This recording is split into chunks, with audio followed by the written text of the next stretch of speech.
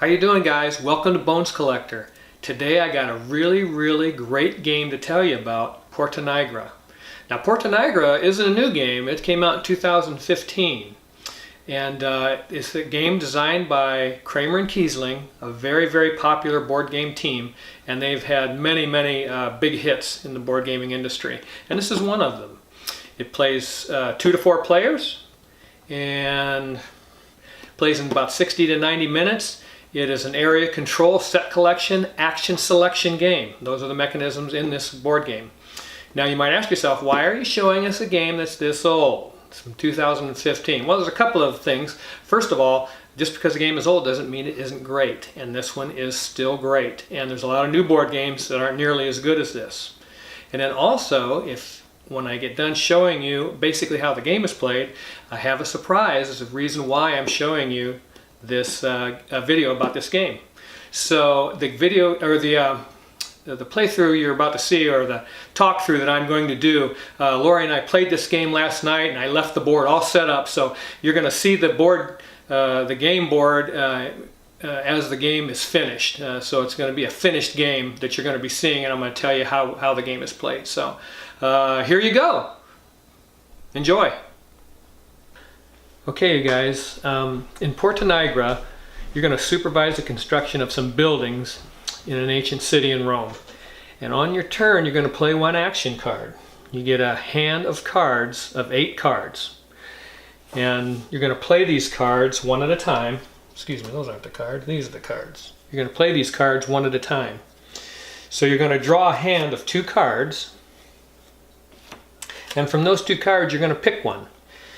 You're going to pick that card and take actions on that card, and the other one you just leave face down.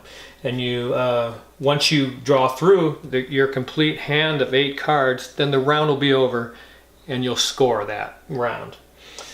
So each player has 8 cards. You pick a hand of 2, play 1 card, and you keep doing that until your deck has been depleted.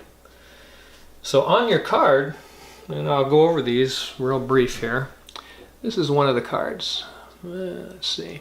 And you can see there's a couple of torches at the bottom. Those torches stand for the number of actions that you can take on this card. As you can see, there's 3 choices. You can get a scroll, you can purchase a brick of any color, or you can purchase a black brick. The bricks are used for construction, but the 2 torches at the bottom tells you how many actions you can choose. On this card, you can only choose 2, and it's either 2 or 3. I think that's all there is on the cards. So each card will be 2 actions or 3 actions, and then you'll select those on the card, and you'll put a marking disc, one of these, on the card to keep track of the action that you chose. Now, during the game, you can also collect these little torches, and those you can use for extra actions on that card. So if your card says you can take 2 actions and you have one of these torches, you can actually use one of these torches to take the 3rd action. And those come in handy, or you can change them for $1. But that's basically how you're going to play through your cards.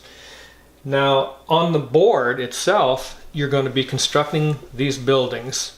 And in the center of the board is a supply of bricks. And they're all designated by a color. The board is separated into 4 quadrants. Those are city quadrants, and each quadrant has a color of a brick in it. Now you're gonna, in order to make a purchase of that brick, you have to have your avatar or your master builder in that quadrant. So here's red bricks. If I wanted to purchase a red brick, I'd have to have my avatar in this quadrant in order to make that purchase. So on your card, if it has a picture of a red brick and you wanted to place your disc on that action and buy a red brick, you need to be in that quadrant in order to do so. So moving your avatar around the board is part of what you're doing. And for every border you cross, and the board will tell you this, you have to pay $1 for every border that you cross. So you may find yourself in this position here and you want to make a purchase of a blue brick, which is over here. You would have to pay $1, $2, $3 to get to that quadrant and make that purchase.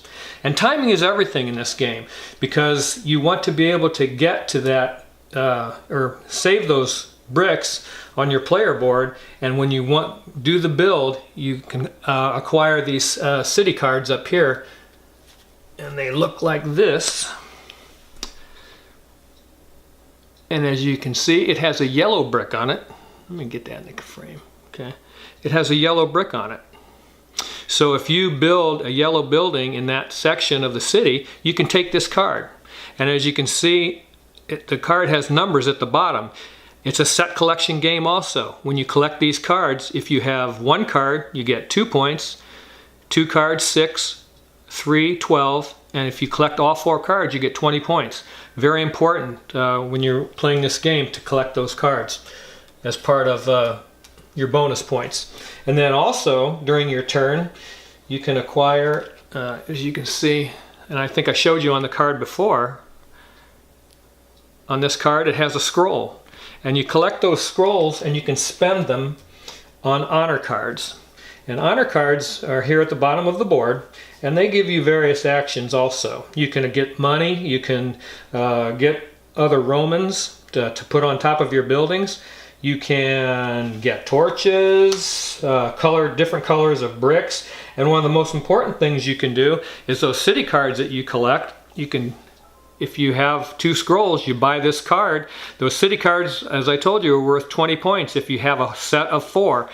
If you trade them in for this card, it's worth 30 points. So you gain 10 points. So 20 points for a set collection of 4. And then if you collect those, you spend 2 scrolls, you can get this card, and it gets another 10 points for a total of 30. And then beyond that, you can also trade that card in for a card that is worth 42 points, and then there's another one here that's worth 56 points. If you have the one for 42, you can trade that in and get this card for 56 points. So it just escalates, but you have to plan on those things as you're playing the game. And you have to make those tough choices. Do I want to spend money or spend some scrolls to do a certain action with, or buy a certain honor card, or what do I want to do with my turn? So the decisions are very tough. Every time you build a building on this board, you have to have one of these Romans of your player color to put on top of it. And I think you start out with 7 or 8 of them, and then you have a reserve, and part of your actions are getting extra Romans, and you have to have those as the game progresses. Because you're going to build, as you can see, a lot of buildings out here, and you're going to need one Roman to put on every building in order to do the build action itself. Now on the board, you can see it has a square in each quadrant. These squares tell you exactly what color bricks you have to use to build these buildings. In this instance right here, it tells me I need 2 red bricks and I get 7 victory points to build on there. So you're going to score points, mainly victory points, on these quadrants as you build buildings. But also at the end of the game, in each quadrant, it has bonus points for the way you build. In other words, if you have the territory or area control of this A section right here, if you have the most bricks, you're going to get 15 points, and the person that has second place in that row would get 7 points. So it not only do you score for when you build, but how many buildings you build in each quadrant. So that's the meat of the game, and it's a lot of tough decisions. Now as these supply bricks deplete in the center, if you go to take your turn and there's less than 7 of these bricks, you have cards right here that you draw and rebuild the supply in the center of the board. And that is essentially it. I didn't show you the little player organizer that you have when you collect your bricks. It has black, blue, red, yellow, and white slots. You're going to buy those bricks and put them in these slots according to the color, and it has your purchase price on there also. So every time you get a brick, you're going to have to pay for it. And money gets a little tight once in a while, but for the most part it's not too bad. I've had other games that were a lot tighter when it came to money. But hey, that's Porta Nigra, and that's pretty much an overview of how to play it. So that's it. Okay, you guys, so that's basically how the game is played. The game is amazing and elegant, and when games are like that, you keep coming back to them because they draw you in. There's enough complexity and intellectual gymnastics in this game to keep you coming back for more, and that's what a great board game does.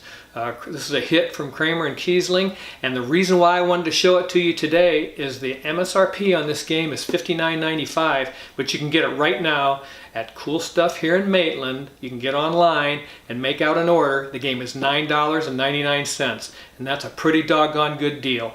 And if I was building a board game library right now, I would love to pick up something like this for $10 that you'll play the rest of your life. It's an incredible value for 10 bucks, and even if I paid the 60 bucks, the game is still great. But man, you can get it right now for $10, and that's amazing. So the name of the game is Porta Nigra. Consider it, and you know, get online, make out your order, and you know, have fun with it. It's a great game, Porta Nigra.